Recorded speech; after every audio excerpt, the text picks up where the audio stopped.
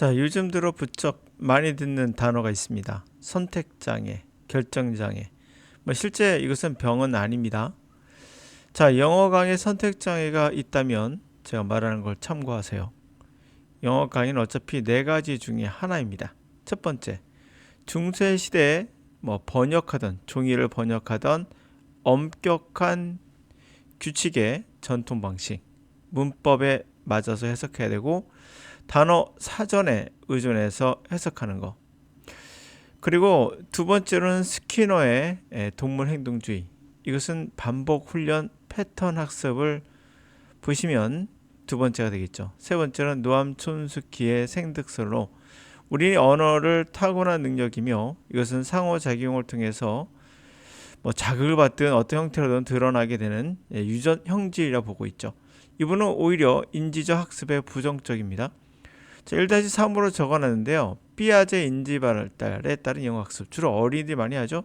근데 이 인지발달은 노암 촘스키도 인정하는 부분이지만 인지적 학습에 대해서는 부정적이라 정확히 이것은 잘 모르겠어요. 어린이들 거라. 나쁜 방법은 아닌 것 같습니다. 제가 보기엔 잘 모르겠어요. 이거는. 그러나 어린이 거기 때문에 주로 여러분들 안 할 거라 보고요.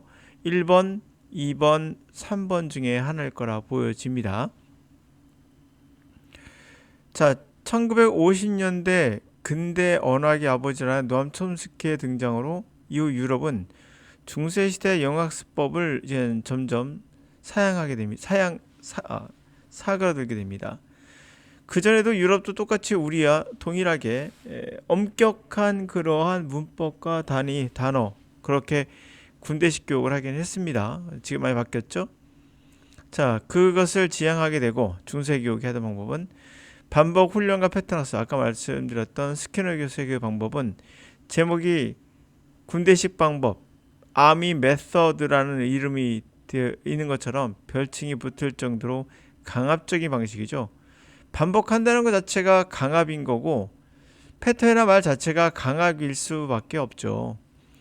그것은 강압적 방식으로 비인도적이며 그래서 이 방법은 지향하고 있습니다. 그러나 우리나라에서 가장 많이 하는 방법이 뭐죠? 얘를 딱 보시면 아실 거예요. 바로 이겁니다. 군대식 메서드죠. 영어 회화만 들어가면 전부 다 이거예요. 패턴 학습 잘 아실 겁니다. 아마 반복 훈련 말할 것도 없죠. 1번과 2번은 서로 겹쳐져 있습니다. 그러나 1번과 2번은 지금 사라지고 있습니다. 세상은 크게 변하고 있는데 여러분들이 받아들이지 못하고 있는 거예요. 그러므로 선택이 이미 정해졌습니다. 3번으로 가는 게 맞아요. 그냥 제가 하라는 대로 하시면 돼요. 여러 가지 동영상 올려놨듯이 하지 말라는 거 하지 않으시면 됩니다. 영어를 학습으로 보고 반복으로 보신 분들 전부 다 중세 시대에서 이제는 사라지고 있는 그런 방식을 채용한 거예요. 아직도 그러고 있습니다. 자, 선택 장애에 관한 이야기는 해볼까요? Paralysis by analysis. 자, 마비, 분석에 의한 마비. 이거는 a state, 어떤 상태로서 overthinking, 과도하게 생각하고 analyze, 분석하는데 particular problem, 특정한 문제를 그러나 you still 여전히 end up not 끝내지 못하는 making a decision, 결국 결정을 내리지 못하는 거. 이것을 결정 마비라고 하죠. 분석에 의한 마비라고 합니다. One famous ancient fable, 가장 유명한 고대의 그러한 오래된 그러한 우화 Fox and the Cat이라는 우화는 explain this situation, 이러한 상황 paralysis by analysis, 분석에 의해 마비라는 상황을 설명해 주고 있어요. The simplest way, 가장 심플한 방법으로. In the story, 그 이야기에서 The Fox and Cat, 여우와 그리고 cat, 고양이는 discuss, 토론하고 있었어요. 자, 이 여우와 고양이는 토론하고 있었는데요. How many ways, 얼마나 많은 방법이 그들이 갖고 있는가. Escape their hunter, 그들의 사냥꾼으로서 탈출하기 위해서 얼마나 많은 것을 갖고 있는지 토론하고 있었어요. 근데 캣은 빠르게 잽싸게 climb a tree, 나무로 올라갔어요. 반면 fox on the other hand, 반면에 fox는 began to analyze all the ways, 모든 방식을 분석하기 시작했어요. escape, 탈출하기 위해서 that he knows, 그가 알고 있는 모든 방법을. But 그러나 unable to decide 결정할 수 없었죠. which one 어떤 것이 would be the best 최선인지를. 그래서 그는 fail to 행동하지 않았고 결국 gets caught 잡혔죠. by the dogs 개에 의해서 잡히게 됩니다. This story perfectly 이 이야기가 완벽하게 illustrate analysis paralysis phenomenon 바로 분석 마비의 현상을 정확하게 서술해주고 있죠. 결과는 결정장애가 좋은 건 아니다라는 걸 얘기하고 있는 거예요. 행동하지 않으면 무슨 소용이 있느냐 이렇게 보시면 돼요. 결과적으로 잡혔으니까 the inability act 행동하지 않고 decide 결정하지 않는 거 due to overthinking about 과도하게 생각해서 available alternative 가능한 그러한 대안들을 다 생각하다 보니까 결국 행동하지 못하는 거. People experience 때 사람들은 경험합니다. Although they start 그들이 시작하지만 with good intention 좋은 의도를 가지고 find solution을 찾겠다. to a problem 문제에 대한 그렇지만 그들은 they often analyze indefinitely 무기한으로 분석하죠. 흔히들 about the various factors 다양한 요소들을 무기한으로 분석합니다. They might lead to wrong decision 결국 아마도 잘못된 결정을 이끌 수도 있는 그런 요소들을 다 분석을 해요. They don't feel satisfied 그들은 만족하지 못하죠. with the available information 이 얻을 수 있는 정보 갖고는 만족감을 느끼지 못해요. 그래서 그들은 think they still 그들은 여전히 need more data 더 많은 데이터가 필요하다고 생각하죠. perfect their decision 그들의 결정을 완벽하게 하는데 이게 바로 말씀드렸던 자 그러다 보니까 완벽한 건 없는데 세상에 완벽을 추구하는 거죠. most often 흔히 이런 일이 자주 this situation paralysis by analysis라는 그 상황이 arise 나오는 건 when somebody 누군가 afraid of making erroneous decision 잘못된 결정을 할까 두려울 때 나와요. 중요한 포인트는 뭡니까? 내가 실수를 할까봐 잘못된 결정을 할까봐 라는 두려움 그것이 can lead potential catastrophic consequences 잠재적으로 catastrophic 재앙적인 결과를 이끌까봐 라는 거죠. It might impact 그것이 their careers 그들의 커리어에 영향을 미칠 수도 있고 또는 their organizations 그들의 조직의 productivity 생산성에 영향을 미칠 수 있는 거 이런 거 이제 굉장히 중요하니까 더 신중하다 못해 과하게 된다는 거죠. So 그래서 That's why 그러한 이유로 people are generally 일반적으로 overcautious 사람들은 과도하게 주의하게 됩니다. Making decision 결정하는데 they involve huge stakes 엄청난 이해관계가 관련된 결정을 하는 데는 그렇게 되겠죠 라는 거죠.